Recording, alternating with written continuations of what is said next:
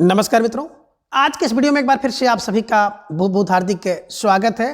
आज हम हिंदी साहित्य इतिहास के अंतर्गत आधुनिक काल में प्रपद्यवाद के प्रमुख कवि एवं उनकी प्रमुख रचनाओं को अब तक के सबसे आसान ट्रिक की सहायता से याद करने का प्रयास करेंगे। तो जैसा कि स्क्रीन पर आप देख पा रहे हैं, प्रपद्यवाद। और बात करें प्रपद्यवाद की तो इसकी शुरुआत 1956 ईस्वी से प्रारंभ होती है। तो अब इसे कैसे दिमाग में रखें कि प्रपद्यवाद और 1956, ठीक है ना। देखिए, आमतौर पर जो गांव समाज है वहाँ पर बोलचाल में लोग कहते हैं कि उनको 56 परपंच आता है। क्या आता है? 56 परपंच आता है। तो अब यही जो प्रपंच है, इसी प्रपंच को आप कर लीजिएगा कि प्रपद्य। कितना बोले? 56 प्रपद्य, है ना। यानी कि जो 56 परपंच था, परपंच को आपने जोड़ दिया प्रपद्यवाद, ठीक है ना। तो बस कब से? बोले सर 1956 ईस्वी से इसकी शुरुआत हुई मानी जाती है। कभी कभी प्रश्न पूछ लेता है कि निम्नलिखित में से, है ना, प्रपद्यवाद का समय है। तो प्रपद्यवाद मतलब 56, 1956। परपंच कितने? 56। बस दिमाग में से रख लीजिएगा, आसानी से याद हो जाएगा। जितने परपंच उतने परपद्य, 56 परपंच 56 प्रपद्यवाद, ठीक है। दिमाग में रख लीजिएगा, आसानी से याद हो जाएगा और फिर भूलने का कोई चांस ही नहीं रहेगा, ठीक है। चलिए बात करते हैं प्रपद्यवाद का जो प्रवर्तन है किसने किया है। तो आप जानते हैं कि नलिन बिलोचन शर्मा ने सन 1956 ईस्वी में प्रकाशित नकेन के प्रपद्य संकलन से किया था, ठीक है ना। तो किसने किया? नलिन बिलोचन शर्मा ने किया। कब किया? वही 56 प्रपंच में। किसके नाम से? नकेन के प्रपद्य। नकेन के प्रपद्य या नकेन के प्रपंच कह लो, याद करने के लिए। नकेन के प्रपंच 56 प्रपंच। कितने प्रपंच? 56 प्रपंच। तो नकेन के कितने प्रपंच थे? 56। दिमाग में रख लीजिएगा। इन्हीं की नकेन के प्रपद्य संकलन से इन्होंने किया था। कब किया? 1956 में, ठीक है। चलिए अब प्रपद्यवाद की बात करें, जिसे आप नकेनवाद भी कहते हैं, क्योंकि इसमें 3 जो कवि हैं और तीनों कवि बिहार के हैं। जिनमें ना की बात करते हैं तो ना से होता है नलिन बिलोचन शर्मा, के फार केसरी कुमार, और फिर दोबारा ना है, ना फार नरेश। यानी कि ये जो तीनों कवि हैं, इन तीनों कवियों के प्रथम अक्षर को लेकर के नकेनवाद बना है, ठीक है ना। तो प्रथम अक्षर देखिए, नलिन का ना हो गया, केसरी कुमार का के हो गया, और फिर ना फार नरेश, ठीक है ना। तो नलिन बिलोचन शर्मा, केसरी कुमार और नरेश, ये 3 नकेन के प्रमुख कवि हैं। ध्यान में रखिएगा और दिमाग में आप इसे बैठाने की कोशिश करिएगा, ठीक। यहाँ पर एक बात और गौर कर लीजिएगा कि आप देख रहे हैं नलिन, तो नलिन में क्या आप देख रहे हैं कि 3 वर्ण मिलकर के एक नाम बनाए हैं। इसी प्रकार से केसरी में भी देखेंगे तो केसरी में भी 3 वर्ण एक नाम केसरी बना, और फिर नरेश में 3 वर्ण एक नाम है। कभी कभी आपको भटकाने के लिए ना वर्ण से या के वर्ण से किसी दूसरे का नाम दे देता है। तो दिमाग में रखिएगा कि नलिन, है ना, दूसरे केसरी कुमार और तीसरे नरेश, और तीनों के प्रथम अक्षर को मान करके नकेन शब्द बना है, ठीक है। चलिए आगे बता रहे हैं कि ये जो प्रपद्यवाद है और प्रयोगवाद है, इसमें मूल अंतर क्या है। तो मूल अंतर यही बता रहे हैं कि जो प्रपद्यवाद है ना, प्रयोग को साध्य मानता है। यानी कि प्रपंच क्या है? प्रपंच प्रयोग को साध्य मानेगा। प्रपद्य साध्य, प्रपद्य साध्य, प्रपद्य साध्य। तो यहाँ पे देख लीजिएगा, पद्य, प्रपद्य और साध्य, साध्य, ठीक है ना। किसको? प्रयोग को। तो प्रपद्य क्या मानता है? प्रयोग को साध्य मानता है, जबकि प्रयोग क्या है? प्रयोग को साधन मानता है, ठीक है ना। यही दोनों में अंतर है। प्रपद्य क्या कर रहा है कि प्रपद्य साध्य, प्रपद्य प्रयोग को साध्य मानता है, जबकि प्रयोग को साधन मानता है। वो दिमाग में बैठा लीजिएगा। कभी कभी प्रश्न यहाँ से बनता है, तो हर चीज को आप बिल्कुल बैठाते हुए चलें, ठीक है ना। चलिए आगे आचार्य नंद दुलारे वाजपेयी ने प्रपद्यवाद को के संबंध में लिखा है कि नकेनवाद, जिसे उसके हिमायतियों ने प्रपद्य भी कहा है, वास्तव में प्रयोगशीलता का एक अतिवाद था, ठीक है ना। कौन कह रहे हैं? दुलारे। अब देखिए दुलार में क्या होता है। दुलार में जो है ना प्रपंच होता है, आप कह सकते हैं प्रपद्यवाद का संबंध इन्होंने बताया कि नकेन, जिसे उसके हिमायती प्रपद्यवाद कहते हैं, वास्तव में वो प्रयोगशीलता का एक अतिवाद है, यानी कि अत्यधिक प्रयोग उसमें किया गया है। तो कौन कह रहा है? नंद कह रहे हैं। नंद कह रही है, दिमाग में रखिएगा, नंद कह रही है कि वास्तव में प्रयोगशीलता का अतिवाद है। ठीक है, किसको? प्रपंच को, प्रपद को। ठीक है ना। अब कोई व्यक्ति प्रपंच करेगा, बहुत ज़्यादा दिखावा करेगा, तो अति होगा ना, बस दिमाग में ऐसे रख लीजिएगा। तो दिमाग में यही जोड़ लीजिएगा कि नंद क्या है? नंद का प्रपद को नंद क्या कह रही है? अतिवाद कह रही है ना। तो प्रपंच, प्रपद अति है, तो नंद में दिमाग में जोड़ लीजिएगा। जैसे देखिएगा अतिवाद आ जाएगा, ठीक है ना, वहाँ पे नंद दुलारे की सहायता आप ले लीजिएगा। यानी कि नंद दुलारे वाजपेयी ने एक युक्ति कही होगी। ठीक है, चलिए आगे बता रहे हैं कि प्रयोगवाद के प्रवक्ताओं ने जो कुछ नया कहा उससे संतुष्ट ना होकर उसे एक तार्किक सीमा तक पहुंचाने का कार्य नकेन फर्स्ट नकेन सेकंड नामक संग्रह की भूमिकाओं में दिखाई पड़ता है। ठीक है ना। तो ये भी बात दिमाग में देख लीजिएगा कि जो नकेन के प्रवक्ता हैं, नकेन फर्स्ट नकेन टू नामक संग्रह की भूमिका कौन कह सकता है? नंद। ठीक है ना। तो मोटी बात यहाँ से पकड़ लीजिएगा कि नंद दुलारे वाजपेयी जी ने प्रपदवाद यानी कि प्रपंचवाद के विषय में कहा है। क्या कहा है? कि उसके हिमायती है ना, नकेनवाद के हिमायतियों ने प्रपद भी कहा है, वास्तव में प्रयोगशीलता का एक अतिवाद है। तो दिमाग में रख लीजिएगा कि नंद में क्या होता है? अति होती है। किसकी? बोले प्रपंच की या प्रपद की। यानी कि इसके संबंध में इन्होंने ये बात कही है।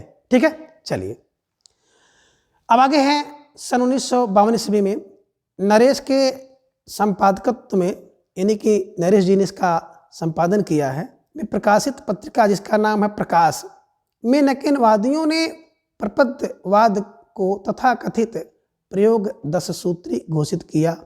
दिमाग में रखिएगा। कब? बोले 52 में। कौन? नरेश के संपादकत्व में क्या हुआ कि प्रकाशित पत्रिका प्रकाश में नकेनवादियों ने प्रपद को तथाकथित 10 सूत्री घोषित किया। तो दिमाग में रख लीजिएगा कि 52 में 10 सूत्री किसने? नरेश। पत्रिका कौन थी? प्रकाश। ठीक है ना। तो ऐसे दिमाग में रख लीजिएगा, कभी कभी प्रश्न यहाँ से बनता है। ठीक है ना। चलिए आगे देखिए, नई कविता की बात की जाए तो नई कविता कब से शुरू हुई? 1954 में।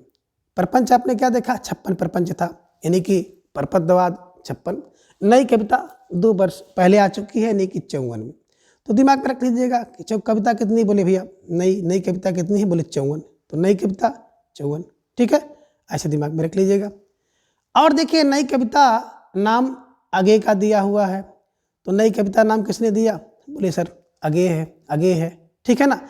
कब देते हैं? अपनी एक रेडियो वार्ता में उन्होंने इस जो है पद का सर्वप्रथम प्रयोग किया था। तो दिमाग में रखिएगा, रेडियो वार्ता में नई कविता किसने? आगे ने दिया, जो बाद में नए पत्ते के जनवरी फरवरी 1953 अंक के नई कविता शीर्षक से छपा था। तो इसे दिमाग में रखिएगा, है ना। नई कविता नाम आगे ने दिया, रेडियो वार्ता में दिया, छपा पहले नए पत्ते में जनवरी फरवरी 1953 के अंक में नई कविता शीर्षक से छपता है। ठीक है। कभी कभी पूछा गया है कि नई कविता नाम सबसे पहले किसने दिया है? तो नई कविता आगे ने दिया है। ठीक है ना। कहाँ से? एक रेडियो वार्ता के दौरान इन्होंने इस बात को कहा था। नई कविता कितनी? बोले 54, यानी कि नई कविता की शुरुआत 1954 में होती है। आगे आप देख पा रहे हैं कि नई कविता का आरंभ 1954 में जगदीश गुप्त द्वारा संपादित नई कविता पत्रिका के प्रकाशन से माना जाता है। अब दिमाग में रखिएगा कि नई कविता की शुरुआत की बात करें तो 1954 में 54 कविता नई जगदीश गुप्त द्वारा संपादित नई कविता पत्रिका के प्रकाशन से माना जाता है। तो जगदीश की पत्रिका कैसी? बोले सर जगदीश की पत्रिका नई है, और नई पत्रिका में कविताएं भी नई रहेंगी। बस दिमाग में रखिएगा, जगदीश की क्या पत्रिका? नई कविता पत्रिका, और उसमें नई कविता। ठीक है, दिमाग में रखिएगा। बच्चन सिंह की बात करें तो बच्चन सिंह ने नई कविता का आरंभ 1951 से मानते हैं। उनके अनुसार नई कविता प्रयोगवादी कविता का परिष्कृत रूप है। अब देखिए बच्चे क्या कह रहे हैं, बच्चन फार बच्चे तो क्या कह रहे हैं? नई कविता 51 मानते हैं, 51 नई कविता है। और इनके अनुसार नई कविता क्या है? प्रयोगवादी कविता का परिष्कृत रूप है, यानी कि प्रवादी कविता का जो परिष्कृत रूप वही नई कविता है। किसने कहा? बच्चन ने कहा। बच्चे कह रहे हैं कि जो प्रयोगवादी कविता का परिष्कृत रूप है वही नई कविता है। 51 नई कविता है, दिमाग में रखिएगा, 1951 में। आगे मुक्त बोध ने लिखा है कि नई कविता वैविध्यमय जीवन के प्रति आत्मचेतस व्यक्ति की प्रतिक्रिया है और नई कविता का स्वर एक नहीं विविध है। तो देखिए कौन कह रहे हैं, मुक्ति बोध। बोध क्या होता है, बोले नई कविता में तो वैविध्यमय जीवन का बोध होता है, ठीक है ना। बस दिमाग में रखिएगा कि नई कविता में वैविध्यमय जीवन का बोध, बोध फार मुक्ति बोध, बोध फार मुक्ति बोध ने ये बात कही है। और दोबारा एक चीज़ और ले लीजिएगा, यहाँ पे नई कविता का मूल स्वर एक नहीं विविध है। तो नई कविता में एक नहीं विविध स्वर का बोध होता है, इसे भी दिमाग में रख लीजिएगा कि नई कविता का स्वर एक नहीं विविध है ना, एक नहीं विविध का बोध होता है। नई कविता में एक नहीं, है ना, एक स्वर का नहीं बल्कि विविध स्वर का बोध होता है। बोध फार मुक्ति बोध ने पंक्ति कही है, किसके संबंध में, नई कविता के संबंध में कही है, ठीक है।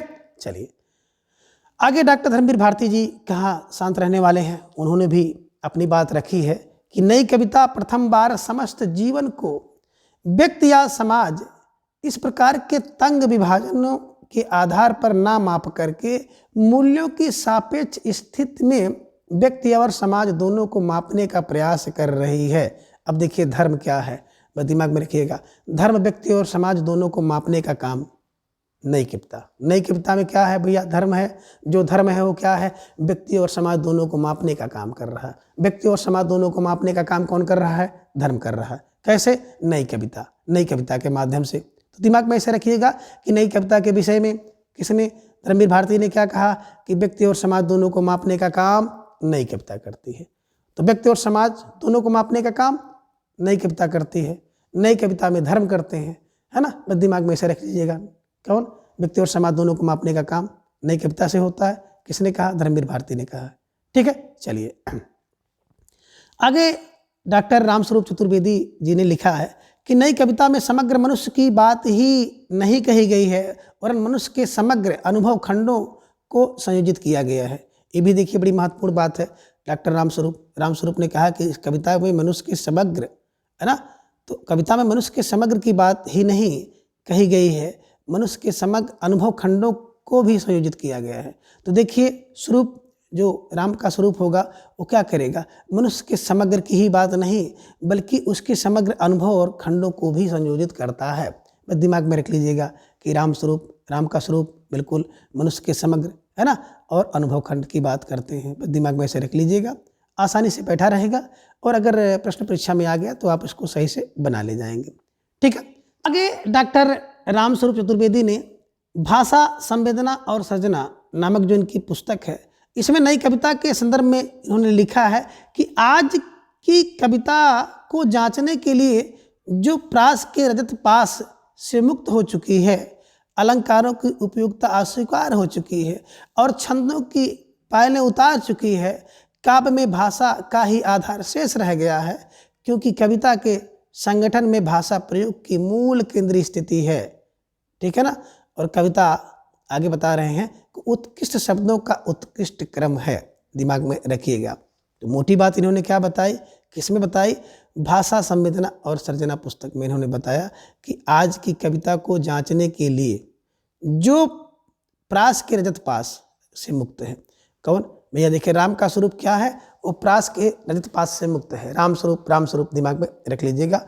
और राम स्वरूप जी की बात यहाँ पे करें, राम के स्वरूप में क्या है, बोले कविता उत्कृष्ट शब्दों का उत्कृष्ट क्रम, राम स्वरूप, उत्कृष्ट शब्दों का उत्कृष्ट क्रम कौन, बोले राम का स्वरूप है। बस राम का स्वरूप यानी कि राम स्वरूप, डॉक्टर रामस्वरूप चतुर्वेदी ने कहा है, किसके विषय में कहा है, नई कविता के विषय में कहा है कि कविता उत्कृष्ट शब्दों का उत्कृष्ट क्रम है, ठीक है। चलिए अब विजय देव नारायण शाही जी की बात करें, इन्होंने नई कविता को लघु मानव की प्रतिष्ठा की है। तो दिमाग में ले सही, शाही मतलब सही, सही बात क्या है कि नई कविता लघु मानव की प्रतिष्ठा है। मानव, लघु मानव, ठीक है ना, दिमाग में ऐसे रख लीजिएगा। चलिए आगे बात करें, लघु मानव ही सही है, शाही की, है ना। आगे है नई कविता में दो प्रमुख तत्व हैं, एक है अनुभूति की प्रामाणिकता और दूसरा है बुद्धिमूलक यथार्थवादी दृष्टिकोण। तो दिमाग में बैठा लीजिएगा कि नई कविता में दो प्रमुख तत्व, अनुभव की प्रामाणिकता और बुद्धिमूलक यथार्थवादी दृष्टिकोण, ठीक है। चलिए नई कविता में कैक्टसवाद जन्म होता है। कैकटवास का जन्म होता है कहाँ पे? नई कविता में। और बात करें नई कविता में जो कैक्टस का प्रतीक रूप में अपनाया गया है, जो क्या है? अदम उत्साह, जीवन आकांक्षा और अनगढ़ता का प्रतीक है। ठीक है ना? तो ये बातें मोटी मोटी रख लीजिएगा। जो कैक्टसवाद का जन्म कहाँ? नई कविता में हुआ। किसका प्रतीक है? अदम्य साहस। तो देखे होंगे कैक्टस को, देखे होंगे ना, कैक्टसवाद आप कह सकते हैं नागफनी। ठीक है ना? अब देखिए अदम्य उत्साह उसमें है कि पानी ना मिले, रेगिस्तान मरुस्थल कहीं भी हो, है ना, जिंदा रहता है। जीवन आकांक्षा, उसमें जीने की इच्छा है। किसमें? कैक्टस में। और अनगढ़ता का प्रतीक है। तो आप देखे होंगे ना, जो नागफनी होता है अनगढ़ है, बेढब, बिना ढंग का है उसका। ठीक है ना? कोई उसमें आपको स्वरूप नहीं दिखाई देगा कि फूल कहाँ है, पत्ती कहाँ है, तना कहाँ है, कुछ नहीं, अनगढ़ता का प्रतीक है। तो ऐसे दिमाग में रख लीजिएगा कि आधुनिक कविता में कैक्टसवाद का जन्म होता है और जो अदम उत्साह, जीवन आकांक्षा और अनगढ़ता का प्रतीक है। ऐसे दिमाग में रख लीजिएगा। ठीक है, चलिए अब आगे बात करते हैं प्रमुख कवि। तो प्रमुख कवि आप देख रहे हैं सच्चिदानंद हीरानंद बादशाह अगेय जी। कभी कभी तो इनके नाम को ही लेकर के प्रश्न पूछा गया है कि अगेय जी का पूरा नाम। तो सच्चिदानंद हीरानंद बादशाह अगेय इनका पूरा नाम है। संक्षिप्त जीवन परिचय कुछ इस प्रकार से है। बात करें जन्म की, तो जन्म 1911 में हुआ था, मृत्यु 1987 ईस्वी में हुई। माता की बात करें तो माता इनकी बयंती देवी थी और पिता हीरानंद था। देखिए हीरानंद इनके नाम में भी जुड़ा हुआ है। ठीक है ना? प्रथम काव्य संग्रह भग्नदूत और अंतिम ऐसा कोई घर आपने देखा है। ठीक है ना? तो देखिए जब हम लोग वहाँ पे पढ़ रहे थे तो आपने देखा था ना कि अगेय का, नागार्जुन का, शमशेर जी का जन्म जो क्या होता है 1911 ईस्वी में हुआ है। तो 11 में अगेय 87 और ढेर सारे हमारे भाई बहन हैं जिनकी उम्र 85, 86, 87 है ना, 88, 89, 90 तक होगा, जो लोग तैयारी कर रहे हैं। तो आपने, है ना, इनके मृत्यु और अपने डेट ऑफ बर्थ को थोड़ा सा क्लू करा लीजिएगा। ठीक है ना? तो बात करें 1911 और 1987, 1187। ठीक है ना? तो दिमाग में रख लीजिएगा 11 में जन्मते हैं और 87 में इनका देहांत होता है। चलिए ठीक है ना? 1187 कौन? अगेय। ठीक है, चलिए दिमाग में रखिएगा। पिता हीरानंद, माता बयंती देवी, प्रथम काव्य संग्रह भग्नदूत और ऐसा कोई घर आपने देखा है अंतिम काव्य संग्रह है। अब अगेय जी के जो प्रमुख काव्य संग्रह, इन्हें कैसे दिमाग में बैठाया जाए तो इसको भी हम लोग आगे देखेंगे। बात करें पहला काव्य संग्रह भग्नदूत 1933 में, दूसरा है चिंता 1942 में, तीसरा है इत्तलम 1946 में, चौथे जो काव्य संग्रह है हरी घास पर क्षण भर 1949 में, पांचवा काव्य संग्रह बावरा अहेरी 1954 में, छठा काव्य संग्रह इंद्रधनुष रौदे हुए 1957 में, और सातवां अरि ओ करुणा प्रभा में 1959 में, आठवां आंगन के पार द्वार 1961 में, और नौवां पूर्वा 1965 में, 10वां है उषा सुनहले सहवाल 1966 में, कितनी नावों में कितनी बार 1967 में, क्योंकि मैं उसे जानता हूँ 1969 में, सागर मुद्रा 1970 में, पहले मैं सन्नाटा बुनता हूँ 1973 में, महावृक्ष के नीचे 1977 में, नदी की बांक छाया 1981 में, और ऐसा कोई घर आपने देखा 1986 में। तो अब इन सभी काव्य संग्रहों को कैसे दिमाग में बैठाया जाए कि आसानी से इनका क्रम भी याद हो जाए, इनका रचना जो है काल भी याद हो जाए। तो बात करते हैं अगेय की। तो अगेय यहाँ से लीजिए क्या है, बोले भग्नदूत की चिंता, भग्नदूत क्या, बोले भग्नदूत अगेय है ना? तो भग्नदूत क्या है? अगेय है। कितने दूत भग्न हो गए? बोले अगेय है। तो भग्नदूत अगेय है। और क्या करे, जो दूत होना चाहिए ना, दूत को बिल्कुल तीनों से, तीनों माने मन वाणी कर्म से, है ना? अगर आप किसी के दूत हो तो बिल्कुल आप ऐसा काम करो, मन वाणी कर्म तीनों के साथ साथ करो, है ना? तो दिमाग में रख लीजिएगा कि दूत कितने हैं।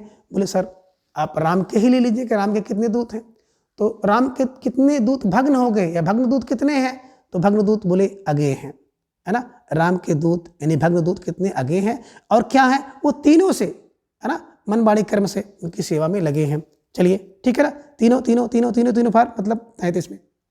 ठीक है। अब भैया देखो चिंता तो भाई अगेय है, हर व्यक्ति के अंदर चिंता क्या है, अगेय चिंता है, करियर को लेकर के, है ना। तो ढेर सारी चिंताएं होती हैं समाज को लेकर, परिवार को लेकर के। तो चिंता अगेय, चिंता अगेय, ठीक है, चिंता अगेय है। और चारों ओर से किसकी, दोनों लोग की चिंता है। तो दिमाग में रख लीजिएगा कि चिंता अगेय है और चारों ओर से दोनों की चिंता है, एक तो इस लोक की और परलोक की। तो चारों ओर से दोनों की, 4 2 4 2 4 2 मतलब 42, ठीक है। इत्तलम बात करें आगे, इल्म कितने हैं, बोले सर इल्म तो बहुत हैं, है ना। इल्म बहुत है, यानी कि इल्म अगेय है, इल्म अगेय है। और 4 6 मतलब 46, 4 6 इल्म सबके अंदर हैं, 4 6 इल्म माने दोष कमियां सबके अंदर हैं। तो ऐसे क्लू बना लीजिएगा, आसानी से याद हो जाएगा, ठीक है ना। और हरी घास पर करें, हरी घास पर, हरी घास कितनी, बोले अगेय है। तो हरी घास अगेय है, अगर क्षण भर आप रुक गए तो चारों ओर से नई नई घासें आपको दिखाई देने लगेंगी। तो चारों ओर माने 4 9, नई नई 4 9, चारों ओर से नई नई 9 9 घासें आपको दिखाई देने लगेंगी। यानी कि 1949 में क्या हुआ कि हरी घास कितनी है, अगेय है, यानी कि हरी घास पर क्षण भर अगेय की रचना है। और आप वहाँ पर क्षण भर के लिए रुक जाएंगे तो चारों ओर से नई नई घासें आपको दिखाई देनेगी। 4 9 यानी कि 1949 में लिखी गई है, ठीक है। चलिए आगे है बावरा अहेरी। तो बावरा अहेरी कितने, बोले अगेय है ना। तो बावरा अहेरी क्या है, बोले अगेय है। तो आप देखे होंगे संसार में तमाम लोग बावरा बन के घूम रहे हैं, है ना, तो अगेय है ना। तो अब आगे कितने हैं, बोले पूरा पंच ही है, पंच पंच पंच और 4 पंच पंच, पूरा पंच क्या है, बावरा है और अहेरी है, ठीक है ना। आप ये मत पूछो कौन बावरा अहेरी है, क्योंकि बावरा और अहेरी अगेय हैं मतलब सब हैं। आप उनकी गिनती नहीं कर सकते, आप उनको जान नहीं सकते, क्यों, क्योंकि पूरा पंच है, पूरा पंच ही बावरा और अहेरी बनकर घूम रहा है। कोई किसी की खोज में है, कोई किस चीज़ को पाने की लालसा कर रहा है ना। इसके पास धन है, वो कुछ दूसरा खोज रहा है, जिसके पास धन नहीं है वो धन की खोज कर रहा है। सब बावरा और अहेरी बनकर इस संसार में भटक रहे हैं, ऐसे दिमाग में बैठाइए। आगे क्या है, बोले इंद्रधनुष, है ना। तो इंद्रधनुष से रौदे हुए, तो इंद्रधनुष क्या है, अगेय है, इंद्रधनुष अगेय है। और रौदे हुए कितने, बोले 57 मिनट में क्या किया, ढेर सारे लोगों को रौद दिया। तो दिमाग में रख दीजिएगा कि क्या इंद्रधनुष, इंद्र की धनुष कितनी है, बोले इंद्र के पास ढेर सारी धनुष है, यानी कि अगेय है। और क्या करती है वो, 57 मिनट में रौद देती है, मतलब इंद्रधनुष आकाश से बनती है और 57 मिनट में क्या हो जाती है, फिर वो, है ना, मिट जाती है, रौद जाती है। दिमाग में रख लीजिएगा कि इंद्र की धनुष अगेय है और 57 मिनट में रौद जाती है, 57 मिनट में क्या हो जाती है, रौद दी जाती है, मिट जाती है, नष्ट हो जाती है, ठीक है। चलिए अरे वो करोड़ा, अरे वो करोड़ा, अरे करोड़ा कितनी है संसार में, तो बोले अरे तो करोड़ा की बात कर रहे हैं, करोड़ा अगेय है ना। इतनी करोड़ा है कि आप उसको जान नहीं सकते हैं, अगेय है, ठीक है ना। और कितना है, अगेय है ना। बस 59 मिनट में आप ढेर सारी करोड़ा देखते हैं। तो दिमाग में रख लीजिएगा कि करोड़ा कितनी है, अगेय है। और 59 मिनट में आप कितनी करोड़ा जानेंगे, इसे भी दिमाग में रख लीजिएगा कि करोड़ा बोले अगेय है, अरे वो करोड़ा अगेय है ना। 59 मिनट में ढेर सारी करोड़ा आप देख सकते हैं, ठीक है। चलिए आगे बात करते हैं आंगन के पार। तो कह रहे हैं आंगन के पार द्वार कितने, बोले आंगन के पार द्वार तो अगेय हैं। आंगन के पार कितने द्वार, अगेय द्वार हैं, है ना। और कितने, 61 माने 61। और इसी 61 पर इनको 64 में, है ना, ज्ञानपीठ पुरस्कार मिला है। तो दिमाग में रख लीजिएगा, ठीक है ना। 61 आंगन के पार द्वार किसके, अगेय है। आंगन के पार कितने, बोले अगेय द्वार है। और 61 का भी है, 60 माने दुष्ट का भी आंगन के पार द्वार है। तो दिमाग में रख लीजिएगा 61 का है, ठीक है। आंगन के पार द्वार अगेय है, अगेय द्वार है। और 61 का भी है, ठीक है, इन्हीं 1961 में लिखी गई है। पूर्वा की बात करें तो पूर्वा क्या है, अगेय है ना। कितने पूर्वा है, बोले पूर्वा तो अगेय है। और पूर्वा की बात करें तो पूर्वा 65 है ना, 65 पास से पूर्वा, पास से 65। तो 65 पूर्वा अगेय है, 65 पूर्वा अगेय है, 65 पूर्वा अगेय है, दिमाग में रख लीजिएगा। सुनहने सहवाल, तो बोले भैया अगेय हैं, कितने सुनहने सहवाल कितने, बोले अगेय हैं और अच्छे हैं। अच्छे माने 6 है, 66 में लिखी गई। अब कितनी नावों में, बोले कितनी नाव में, बोले अगेय बार गए हैं। कितनी बार गए, बोले अगेय बार गए, है ना। और 6-7 बार तो गए ही होंगे। तो कह रहे हैं कितनी नाव में गए, कितनी बार गए, अगेय है। और 6-7 बार का तो मुझे पता है, 6-7 बार का मुझे पता है, यानी कि 67, 6-7 बार तो गए ही होंगे, ठीक है।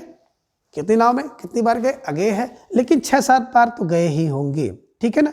क्योंकि मैं उसे जानता हूँ, है ना, अगे है। मैं उसे जानता हूँ कि नहीं जानता हूँ, अगे है ना। क्यों? क्योंकि उल्टे सीधे 69 लोग उस नाम के हैं, ठीक है ना। किसी का नाम आप लेंगे, भैया इनको जानते हो कि नहीं जानते हो, तो उन्होंने बताया कि मैं उसे जानता हूँ, ये पता नहीं है, अगे है, क्योंकि उल्टे सीधे 69 लोग इस नाम से हैं, तो ठीक है ना। क्योंकि मैं उसे जानता हूँ, अगे है, क्योंकि उल्टे सीधे 69 लोग इस नाम के हैं, ठीक है। आगे बात कर रहे हैं कि सागर मुद्रा, तो भैया सागर मुद्रा, सागर में मुद्रा अगे है, और सा से सागर, सा से 70 सागर, 70 सागर, है ना। कहते हैं ना 7 समुंदर पार, तो यहाँ पे देखिए 70 मुद्रा, है ना। सागर मुद्रा 70 समुद्र पार करोगे तो आपको मुद्रा मिलेगी 70, 7 नहीं 70, तो दिमाग में सागर मुद्रा 70, सागर मुद्रा 70, और कितनी मुद्रा है, बोले अगे, तो दिमाग में रखिएगा सागर मुद्रा है अगे है 70 मुद्रा अगे है, ठीक है। चलिए आगे है अगे। अब सन्नाटा कितना है, सन्नाटा कौन बुनता है, तो भैया अगे है। सन्नाटा कौन बुनता है, अगे है। और सन्नाटा कहाँ बुनेगा, बोले सन्नाटा 73 सुनाई दे रहा है, 73, अगर तह में भी चले जाओगे तो वहाँ पे सन्नाटा रहेगा, है ना। तो सन्नाटा, और आप कह सकते हैं बिल्कुल शांति अगर आपको चाहिए तो तह में चले जाओ, ठीक है। चलिए अब आगे है एक वृक्ष के नीचे, है कितने लोग साथ साथ रहते हैं, 7 7 77, बोले अगे, 7 7। एक वृक्ष के नीचे कितने लोग साथ साथ रहते हैं, बोले अगे लोग। एक वृक्ष के नीचे यानी कि महावृक्ष के नीचे साथ साथ कितने लोग, बोले अगे, ठीक है। आगे है नदी की बाँक पर छाया एक सी पड़ती है, क्या सी, एक सी पड़ती है, और अगे है ना। तो दिमाग में रखिएगा नदी की बाँक पर कितनी छाया पड़ती है, अगे है, और एक सी छाया पड़ती है, अगे है, ठीक है ना। दिमाग में रख लीजिएगा, एक सी छाया कैसी है, एक सी है, मतलब 81। आगे ऐसा कोई घर आपने देखा है इसमें कितने, बोले 86 लोग रह रहे हो, अगे है मतलब गे नहीं है, तो ऐसा कोई घर आपने देखा है, अगे है, जिसमें 86 लोग रहते हो, ठीक है ना। तो दिमाग में रख लीजिएगा। अब इन सभी काव्य संग्रह को एक बार हम लोग तेजी के साथ देखते हैं। क्या देखते हैं, तो राम के भग्न दूत कितने, बोले अगे हैं, और तीनों मनबाड़ी कर्म से लगे हुए हैं। चिंता, बोले चिंता तो अगे है, और चारों ओर से दोनों की चिंता है। बात करें इल्म, तो भैया इतल्म अगे है, और 4-6 इल्म सब में है। हरी घास कितनी है, अगे है, क्षण भर में रुकोगे तो चारों ओर से नई आपको दिखाई देंगी। बाबरा अहेरी, बोले बाबरा अहेरी अगे है ना। आप देखेंगे तो पूरा पंच ही है, पंच और 4 पंच, बाबरा अहेरी बनकर घूम रहा है। इंद्रधनुष कितने, बोले अगे हैं, और 57 मिनट में क्या हो जाते हैं, रौंद दिए जाते हैं, है ना, रद्द हो जाते हैं। कौड़ा, अरे वो कौड़ा अगे है, और क्या है 59 मिनट में आप कितनी कौड़ा को देखेंगे, है ना, ठीक है। आंगन के पार कितने द्वार, बोले अगे द्वार हैं, और 61 का भी द्वार है, 61 माने मूर्ख का या दुष्ट का, ठीक है। पूर्वा की बात करें तो पूर्वा अगे है, कितने, बोले 65 पूर्वा अगे है, 65 पूर्वा अगे है। सुनहले सहवाल, बोले अगे हैं, और अच्छे हैं, अच्छे माने अच्छे हैं। कितनी नाव में गए हो, बोले कितनी नाव में कितनी बार गए हैं, अगे हैं, लेकिन इतना पता है कि 6-7 बार तो गए ही हैं, 6-7 बार गए हैं। क्योंकि मैं उसे जानता हूँ, ये अगे है, क्योंकि इस नाम के लोग उल्टे सीधे 69 लोग हैं, तो दिमाग में रख लीजिएगा। आगे सागर मुद्रा आगे है, और मुद्रा 70, सागर मुद्रा 70, ठीक है ना। अब सन्नाटा, बोले सन्नाटा तो अगे है, क्या पहले मैं सन्नाटा बुनता हूँ, सन्नाटा कौन बुनता, अगे है, और सन्नाटा अगर आपको लेना है तो तह में चले जाओ, 73 माने 73 में लिखा गया। और महावृक्ष के नीचे 7-7 कितने लोग रहते हैं, तो बोले महावृक्ष के नीचे 7-7 कितने लोग रहते हैं, अगे है, ठीक है ना। नदी की बाग पर छाया, बोले नदी की बाग पर छाया जो है एक सी होती है, और अगे है, ठीक है ना। और बात करें ऐसा कोई घर आपने देखा है इसमें 86 लोग रहते हैं, बोले अगे है। अगे मतलब अगे जी की ये सभी रचना है, ठीक है ना। और एक आपने और क्लू देखा होगा, यूट्यूब पर भी बहुत अच्छी तरह से लोग बताते हैं कि दूध को चिंता हुई, इतने में क्या करता वो हरी घास पर आ जाता है, और हरी घास पर आकर के बावरा हो जाता है, फिर धनुष लेकर आता है, और अरे वो कौड़ा कहते हुए आंगन के जो पार पूर्व दिशा में जाता है, तो देखता है सुनहले सवार पर कितने लोग खड़े हुए हैं जिन्हें वह जानता है, ठीक है ना। जो कि सागर की मुद्रा लेने के लिए क्या करते हैं, पहले सन्नाटा बुनते हैं, फिर वृक्ष के नीचे खड़े हो जाते हैं, नदी की बाँक करते हैं, और फिर ऐसा कोई घर देखा है, इस तरह की बातें करते हैं। तो इस क्लू से भी दिमाग में आप रख सकते हैं, ठीक है ना। लेकिन जैसे भी आपको आसानी से याद हो जाए उन ट्रिक की आप प्रयोग करिएगा और याद करने का प्रयास करिएगा, ठीक है। आगे हैं अगेय जी। अगेय जी क्या कर रहे हैं कि अस्तित्ववाद में आस्था रखने वाले कवि हैं। ये बातें दिमाग में रख लीजिएगा कि अस्तित्ववाद, अगेय अस्तित्ववाद में आस्था रखते हैं। अगेय को प्रयोगवाद तथा नई कविता का सलाका पुरुष कहा जाता है, इसे भी दिमाग में रख लीजिएगा। छायावाद का सलाका पुरुष निराला थे। प्रगतिवाद में आपने देखा था किसको, नागार्जुन जी को देखा था। और आप यहाँ पे देख रहे हैं कि प्रयोगवाद में और नई कविता दोनों का सलाका पुरुष कौन है, तो बोले अगेय है, अगेय है। तो प्रयोगवाद और नई कविता का सलाका पुरुष कौन, अगेय है, ठीक है ना। आगे की देखेंगे आप चर्चित कविताएं निम्नांकित हैं, जिनमें असाध्य बीड़ा, कलगी बाजरे की, सांप, नदी के दीप, हरी घास पर क्षण भर, जितना तुम्हारा सच, शब्द और सत्य, यह दीप अकेला। कैसे दिमाग में रखेंगे, तो देखिए अगेय है। क्या अगेय है, बोले असाध्य बीड़ा अगेय है। कलगी बाजरे की कितनी है, अगेय है। सांप कहाँ है और कितने हैं, अगेय है।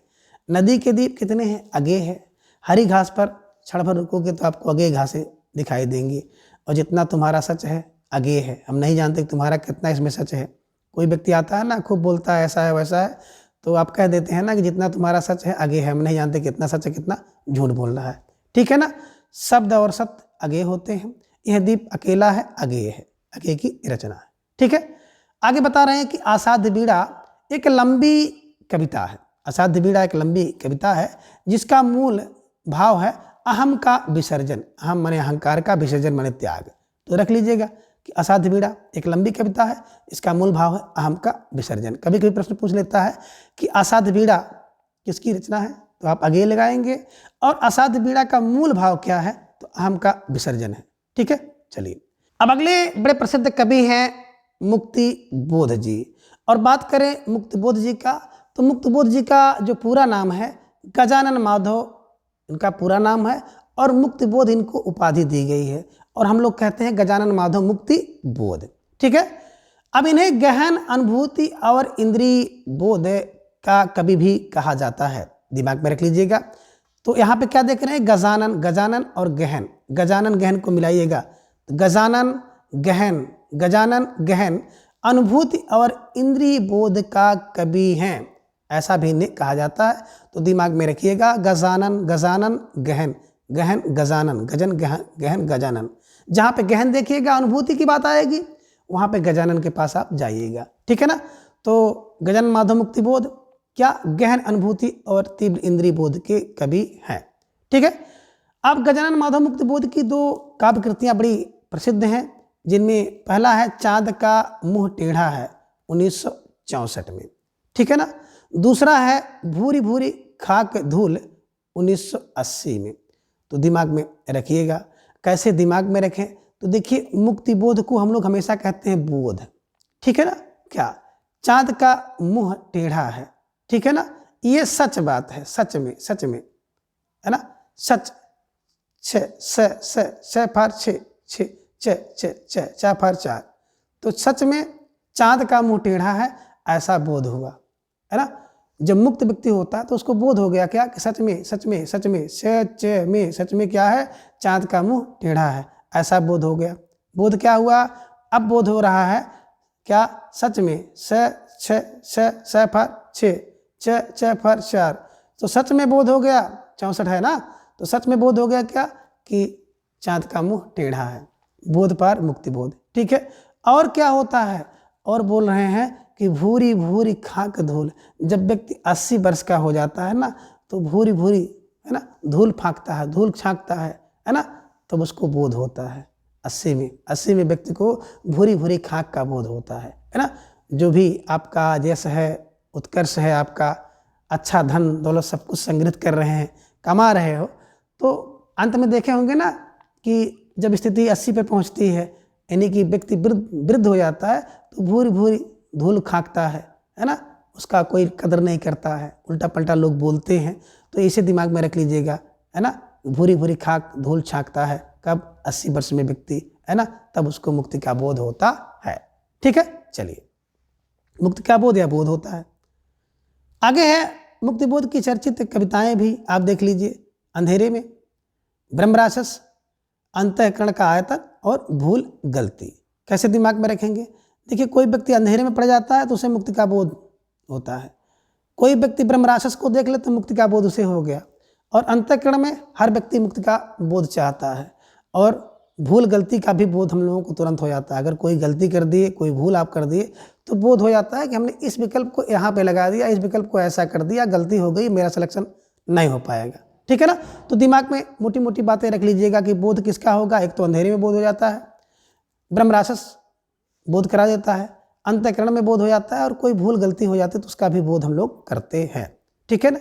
आगे है अंधेरे में, जो इनकी कविता है, कहला प्रकाशन कल्पना में 1964 ईस्वी में आशंका के दीप अंधेरे में नाम से हुआ था। तो देखिए, जो अंधेरे में है इसका पहले नाम थोड़ा सा बड़ा था, आशंका के दीप अंधेरे में था। ठीक है ना। कहाँ छपता था? कल्पना पत्रिका में छपा था। तो दिमाग में रख लीजिएगा कि पहले इसका नाम था आशंका के दीप अंधेरे में। जो अंधेरे में कविता आप पढ़ रहे हैं, पहले इसका नाम था आशंका के दीप अंधेरे में। ठीक है, ध्यान में रख लीजिएगा। आगे डॉक्टर राम स्वरूप चतुर्वेदी जी ने मुक्ति बोध का काव्य संकलन या काव्य संग्रह कह सकते हैं, चांद का मुंह टेढ़ा के विषय में लिखा है कि एक बड़े कलाकार की स्केच बुक लगता है ना। तो आप दिमाग में रख लीजिएगा कि चांद का मुख टेढ़ा के विषय में राम स्वरूप चतुर्वेदी जी ने क्या कहा है? एक बड़े कलाकार की स्केच बुक लगता है, ऐसा कहा है। तो एक बड़े कलाकार का स्केच बुक कौन है? चांद का मुख टेढ़ा है। किसने कहा? राम स्वरूप चतुर्वेदी जी ने कहा है। ध्यान में रख लीजिएगा। कभी कभी यहाँ से प्रश्न बनता है, क्योंकि इस समय टीजीटी पीजीटी या अन्य परीक्षाओं की बात करें तो जो ट्रेंड चल रहा है, कहीं से भी कुछ भी पूछा जा सकता है। ठीक है ना। तो दिमाग में रख लीजिएगा कि चांद का मुंह का टेढ़ा क्या बड़े कलाकार की एक स्केच बुक है? किसने कहा? राम स्वरूप चतुर्वेदी ने कहा है। तो दिमाग में रख लीजिएगा कि स्वरूप कैसा है? स्वरूप बिल्कुल एकदम स्केच बुक की तरह है। किसका? चांद का। चांद का जो स्वरूप है वो स्केच बुक की तरह दिखाई दे रहा है। इन्हीं की चांद के मुख टेढ़ा को स्वरूप जी ने कहा है स्केच बुक। ठीक है ना। तो चांद का मुख टेढ़ा है बिल्कुल स्केच बुक की तरह। या आप कह सकते हैं कि जब स्केच से बुक पर बनाया गया तो उसका स्वरूप कैसा बन गया? टेढ़ा बन गया। चांद का स्वरूप टेढ़ा बन गया। ऐसे दिमाग में रख लीजिएगा, जैसे भी दिमाग में बैठे बैठाइएगा। ठीक है। आगे अंधेरे में, जो कि आप देख रहे हैं मुक्तिबोध जी की कविता है, एक लंबी कविता है। इसके विषय में विभिन्न आलोचकों ने विभिन्न दृष्टिकोण से देखा है, जो कि निम्न है। ठीक है ना। अब शमशेर बहादुर कह रहे हैं कि किसके विषय में? अंधेरे में कविता के विषय में कह रहे हैं कि यह कविता देश के आधुनिक जन इतिहास का स्वतंत्रता। ठीक है ना। शेर देखिए स्वतंत्रता चाहता है तो स्वतंत्रता की बात करेगा। और पूर्व पश्चात एक दहकता क्या है? इस्पाती दस्तावेज है। इसमें अजब और अद्भुत रूप से व्यक्ति और जन का एकीकरण है। ठीक है ना। देखिए बिल्कुल। अब कौन है अंधेरे में? ध्यान दीजिएगा, थोड़ा सा अंधेरे में जोड़ेंगे कि नहीं कि अंधेरे में कविता के विषय में कही गई है। अंधेरे में कविता किसकी है? मुक्तिबोध का होता है ना। अंधेरे में मुक्ति का बोध होता है। और इसी अंधेरे में, अब देखिए, अंधेरे में शेर क्या करता है? बिल्कुल दहकता है। किसके? इस्पाती की तरह अजब और अद्भुत रूप में व्यक्ति और जन को दिखाई देता है। एकीकरण को हम नहीं, है ना, 1 किलो हम लोग बनाएंगे, बस दिमाग में रख लीजिएगा। इन्हीं की अंधेरे में कविता के विषय में कौन? शमशेर बहादुर ने क्या कहा है? दहकता इस्पाती दस्तावेज और अजब और अद्भुत रूप में व्यक्ति और जन का एकीकरण है। तो आपके लिए यही बना लीजिएगा कि अंधेरे में क्या होता है? शेर दहकता है, अजब और अद्भुत व्यक्ति और जन क्या हो जाते हैं? घबरा जाते हैं, एकीकरण करने लगते हैं। ऐसे दिमाग में रख लीजिएगा, आसानी से याद हो जाएगा। ठीक है। दूसरा है रामविलास शर्मा। क्या करते हैं? बता रहे हैं कि अंधेरे में अपराध भावना का अनुसंधान। दिमाग में रखिएगा, इन्हीं की अंधेरे में कविता के विषय में इन्होंने क्या कहा है कि अपराध भावना का अनुसंधान, है ना, कब होता है? अंधेरे में होता है। किसने बताया? रामविलास ने बताया, है ना। ये देखो, जो विलासी व्यक्ति होता है ना, कौन? बोले विलासी व्यक्ति क्या करता है? अंधेरे में अपराध भावना का अनुसंधान करता है। तो विलासी व्यक्ति क्या करेगा अंधेरे में, अंधेरे में कविता के विषय में कहा है अपराध भावना का अनुसंधान। तो दिमाग में रख लीजिएगा, जो विलासी व्यक्ति होगा अंधेरे में अपराध भावना का अनुसंधान करता है। इन्हीं की अपराध भावना का अनुसंधान किसके विषय में कहा, अंधेरे में कविता के विषय में कहा। किसने कहा, रामविलास शर्मा ने। ठीक है ना। आगे बता रहे हैं कि नामवर सिंह ने क्या कहा, अस्मिता की खोज। देखिए दिमाग में रख लीजिएगा, जो नामवर व्यक्ति हैं वो अंधेरे में क्या करते हैं, अंधेरे में भी अस्मिता की खोज करते हैं। अस्मिता की खोज अंधेरे में कौन करता है, नामवर लोग जिनका नाम है। ठीक है, चलिए आगे है इंद्रनाथ मदान, आत्मसंशोधन का अनुसंधान। देखिए अब क्या कर रहे हैं कि जो इंद्रनाथ हैं या मॉडर्न है, मदान है, वो व्यक्ति क्या करता है, अंधेरे में भी आत्मसंशोधन का अनुसंधान करता है। कौन, बोले इंद्रनाथ क्या करेंगे, अंधेरे में भी आत्मसंशोधन का अनुसंधान करते हैं। तो अंधेरे में कविता के विषय में लिखा है आत्मसंशोधन कौन, बिल्कुल इंद्रनाथ मदान। कहाँ, अंधेरे में। ठीक है, इसे दिमाग में रखिएगा। अब आगे है निर्मला जैन, इन्होंने अंधेरे में कविता के विषय में कहा है कि अंतस्थल का विप्लव। ठीक है, तो देखिए जो निर्मल व्यक्ति होता है ना, वो अंधेरे में क्या करता है, अंतस्थल का विप्लव करता है। कोई व्यक्ति है जो मन से निर्मल है, कोई गलती उससे हो जाती है तो अंधेरे में जाकर के क्या करता है, अपने अंतस्थल से विप्लव करता है। तो दिमाग में ऐसे रख लीजिएगा कि निर्मल व्यक्ति अंधेरे में अंतस्थल का विप्लव कौन, निर्मल करता है। ठीक है, आगे बात करते हैं प्रभा जानते हैं किरण है ना, क्या करते हैं, अंधेरे में लावा करते हैं। लावा माने रोशनी, दिमाग में रख लीजिएगा। ठीक है ना, तो प्रभा क्या करती है, अंधेरे में लावा माने रोशनी करती है। दिमाग में रख लीजिएगा। प्रभा पर प्रभाकर माचवे, अंधेरे में जो कि कविता है उसके विषय में उन्होंने लिखा है लावा। तो दिमाग में रख लीजिएगा कि प्रभा अंधेरे में लावा करती है। ठीक है, चलिए आगे रामविलास शर्मा जी ने फिर एक लाइन और कही है। क्या कही है कि अंधेरे कविता के विषय में आरक्षित जीवन की कविता। ठीक है ना, अब देखिए क्या है, वही रामविलास जो क्या करते थे, अंधेरे में अपराध भावना का अनुसंधान करते थे, वही रामविलास शर्मा यहाँ क्या कर रहे हैं अंधेरे में, बोले अंधेरे में आरक्षित जीवन की कविता कर रहे हैं। आरक्षित जीवन की कविता अंधेरे में कौन कर रहा है, जो विलासी व्यक्ति है, विलासी व्यक्ति क्या कर रहा है, आरक्षित जीवन की कविता अंधेरे में कर रहा है।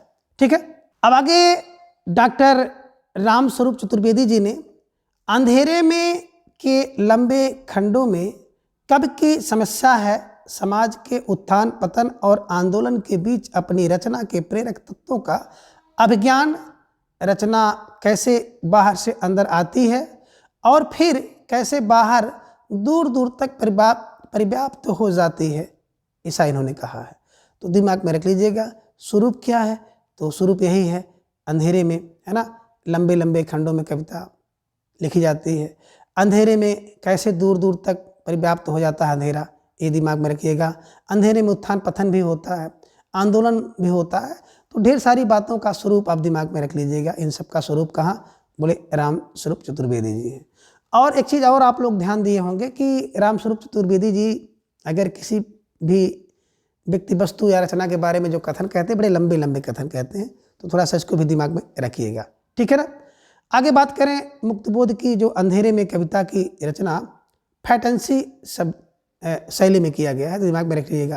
फैटेंसी अंधेरे में क्या है, फैटेंसी शैली। ठीक है ना। तो अंधेरे में कविता को मुक्तिबोध ने किस शैली में लिखा है, फैटेंसी शैली में लिखा है। ठीक है। अब बात करें मुक्तिबोध ने फैटेंसी को निम्न ढंग से परिभाषित किया है। इसने उन्हें परिभाषा क्या दिया है, फैटेंसी को दिया है कि ज्ञान गर्भ फैटेंसी द्वारा सार रूप में जीवन की पुनर्रचना करता है।